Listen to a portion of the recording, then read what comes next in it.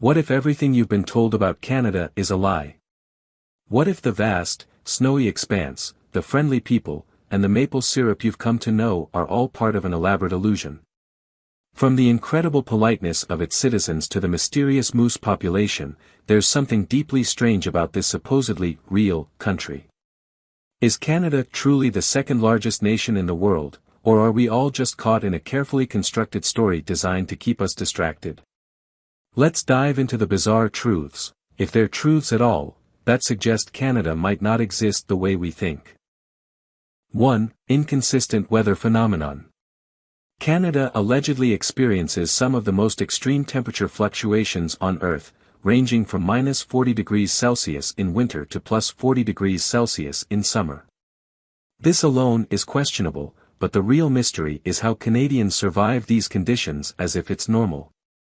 In winter, they claim to casually walk outside in t-shirts at -20 degrees Celsius, calling it not that bad, yet in summer, they complain that 25 degrees Celsius is way too hot. This level of adaptation is biologically implausible.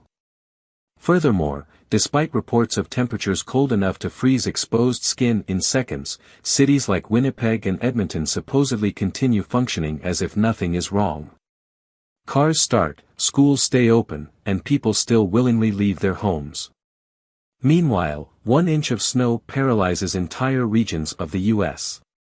How does this make sense? To make things even more suspicious, the country is said to have both deserts and rainforests within its borders. How can a place be frozen tundra in the north, humid in the west, and dry in the center? It's almost as if Canada was made up by an overenthusiastic geography student who got carried away with climate zones. Clearly, these contradictions indicate that Canada is not a real place, but rather a complex weather simulation designed to confuse the rest of the world. 2. The currency riddle. A country's currency is supposed to represent its economic stability and national identity. Yet, Canada's so-called dollar features a loon, a water bird, and is affectionately called the loonie. A country cannot expect to be taken seriously when its money sounds like something from a Saturday morning cartoon. If that wasn't suspicious enough, the $2 coin is named the toonie, a rhyme-based sequel to an already questionable currency. Real economies do not operate on dad jokes. And let's talk about the material. While other countries use metal coins and paper bills, Canada has somehow managed to invent money that looks and feels like plastic, doesn't rip, and is allegedly waterproof. The bills are transparent in some areas, feature color schemes that belong in a child's art set, and, according to some reports, even smell like maple syrup. Money that smells like breakfast? Either Canada is trolling the rest of the world, or these are props from an elaborate movie set. Then there's the issue of their supposed $100 bill. Unlike in the US, where large bills are commonly accepted, Canadians themselves don't even trust their own higher denominations. A Canadian trying to use a $100 bill in a store is more likely to get interrogated than make a purchase. If the highest denomination of a country's currency is considered suspicious within its own borders, does that country really have an economy? Or does it just pretend to? All signs point to a carefully orchestrated hoax, one where monopoly money has somehow been passed off as a legitimate financial system. 3. The invisibility factor. Despite Canada allegedly being the second largest country in the world, no one ever seems to actually meet a Canadian inside Canada. Instead, Canadians only seem to exist when they're traveling abroad or online. If you've ever met someone claiming to be Canadian, chances are they were either backpacking through Europe, working in Australia, or loudly proclaiming, "I'm Canadian, not American," on the internet. And yet, if you try to visit Canada to verify its existence, things start getting suspicious. Ever noticed how direct flights to Canada always seem to be oddly expensive or inconvenient? It's almost as if they want to deter people from going there. If you do manage to book a trip, you're greeted with an absurd amount of empty land, an overwhelming number of Tim Hortons, and cities that feel strangely too clean. But where are the people? How can a country so big have its population mostly huddled near the US border, with almost no one venturing further north? It's almost like the rest of the country is a vast, uninhabited illusion. Even major events fail to provide evidence of Canada's existence. For example, where is Canada during global news coverage? When was the last time you saw a breaking news story about Canada that wasn't about hockey, maple syrup, or a moose wandering into traffic? In contrast, smaller nations constantly make headlines. It's as if Canada exists just enough to maintain the illusion but not enough to leave any real impact. Canadians are either a nomadic people who only exist outside of their homeland, or Canada itself is a fabricated entity designed to keep the world confused. 4. Moose population versus human population. A country is typically defined by its people, but in Canada's case, this logic falls apart when you realize that moose vastly outnumber humans in many regions. Canada supposedly has a population of around 40 million people, yet at least 1 million moose roam freely across the land. This means there is roughly 1 moose for every 40 Canadians, a ratio that seems far too high for a functional human society. And here's where things get truly suspicious: moose are massive, unpredictable creatures capable of charging cars, derailing trains, and stomping through entire towns without fear. So why have they not taken over yet? If moose are that common and that powerful, one would expect at least some reports of them overthrowing local governments or replacing elected officials. Instead, Canadians continue to act as if these towering beasts are just an occasional road hazard. Even more concerning is the claim that Canadians just know how to handle moose encounters. People say things like, "Just stay back, don't provoke them," or "let them pass, and you'll be fine." But how is this possible? Has there been a secret nationwide moose training program? Are moose actually running Canada, and the so-called government is just a front? To make matters worse, Canada also claims to have millions of bears, wolves, and other apex predators, yet there are still people living in the woods and small rural towns as if this is normal. How do these communities survive in what should be an active wildlife war zone? The only logical explanation is that Canada is not real, and the supposed moose crisis is just another layer of deception to keep people from asking too many questions. 5. The Tim Hortons paradox. Tim Hortons is supposedly the national pride of Canada, a coffee and donut chain so deeply ingrained in Canadian culture that even the government barely competes with its influence. However, upon closer inspection, this coffee empire raises serious questions about the reality of Canada itself. First, Tim Hortons locations are allegedly everywhere in Canada, found in cities, small towns, gas stations, hospitals, and even remote locations where barely any people live. In some areas, there are multiple Tim Hortons within a single block, as if the entire economy is secretly fueled by double-doubles and Timbits.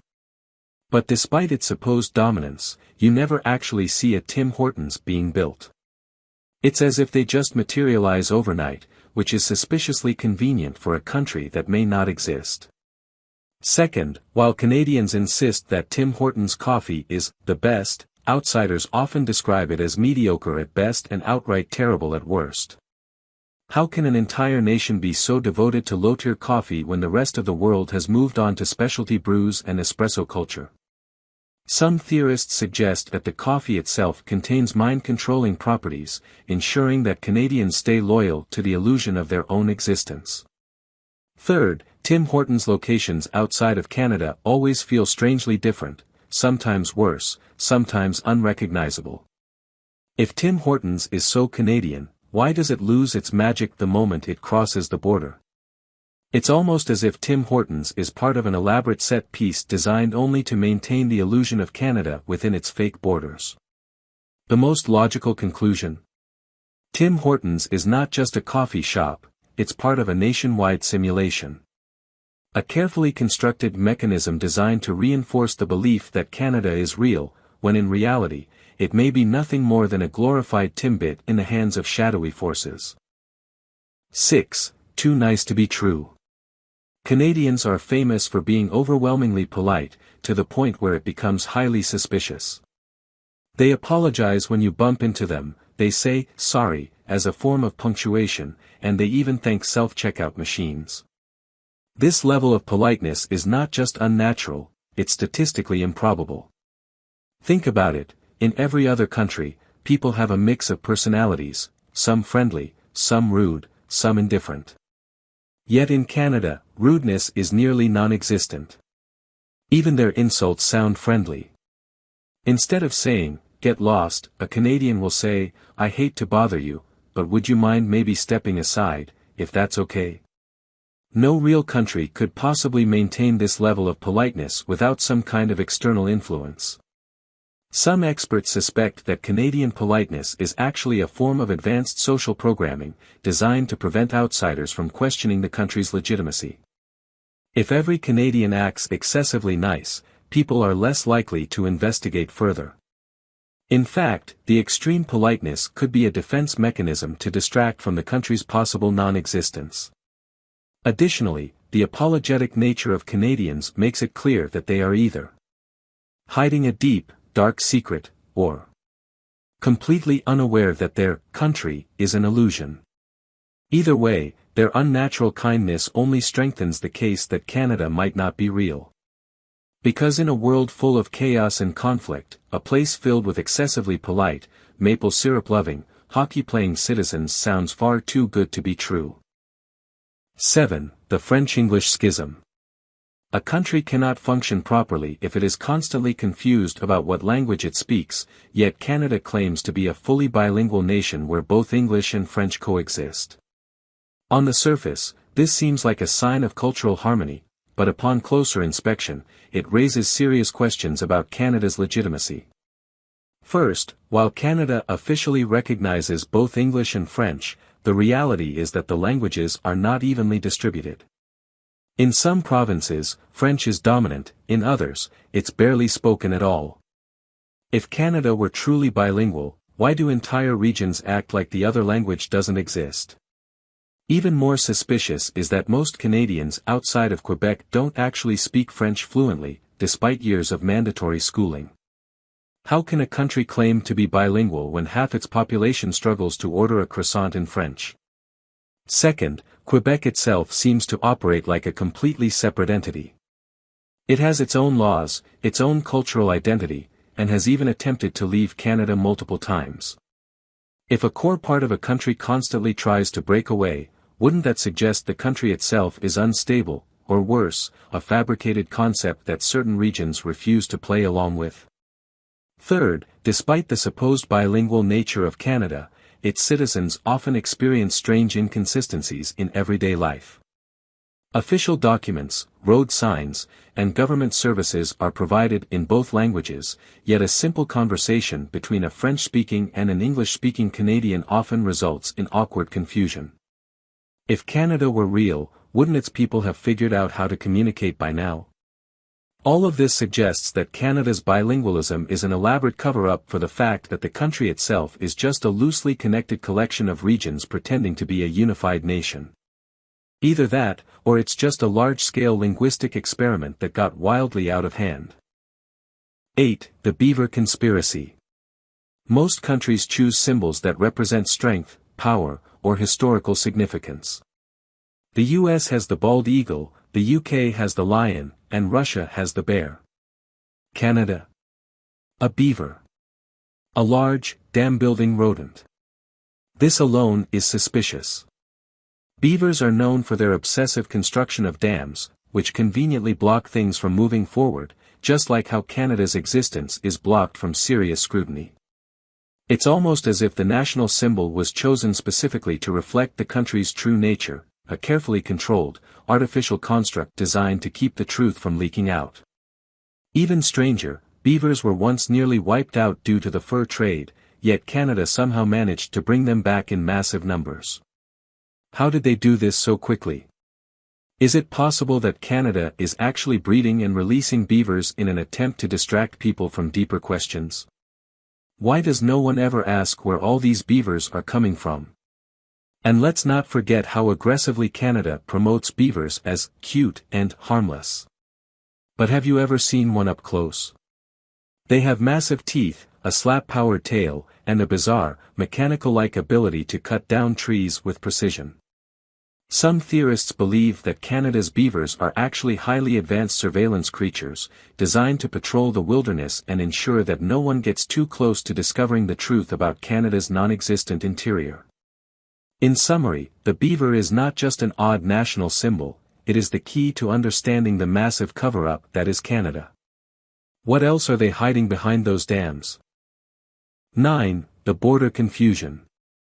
Canada is supposed to be the second largest country in the world, yet the majority of its population lives in a thin strip of land just along the U.S. border.